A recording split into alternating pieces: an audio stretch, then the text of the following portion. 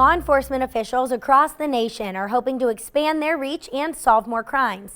They'll need the help of the public to do this, and in order to get the younger generation on board, the P3 Tips app was created. See how easy it can be to report suspicious activity and help solve crimes in this week's Abby's Apps.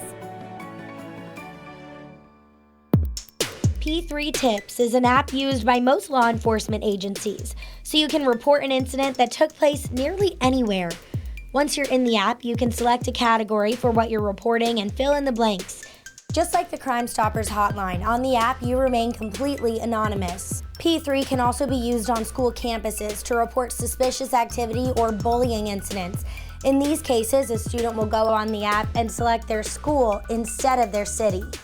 After you report something, go back to the app to add more information to your tip or see what progress has been made.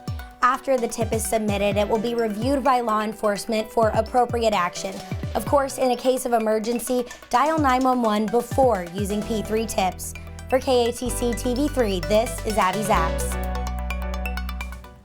So definitely something really good, you know, because like we were talking about earlier, sometimes you don't want to call. You still feel like someone knows your voice, you know? Or knows your number. And especially they want kids to start reporting stuff in schools, and I feel like the younger generation is way more in tune with, you know, the texting and the apps than they are with calling on a phone, which is so funny to me, but it is what it is. Maybe you can feel like that you can add as much information that you need to, because sometimes when you're talking to somebody after you hang up, you'd be like, oh, I forgot to say this. Or and this way you can think about it a little bit more before you actually send it. And there's a cool feature where you can go back. So if you learn something more or realize, oh shoot, I forgot to put this in, you can go back and add to your tip, or you can check on your tip.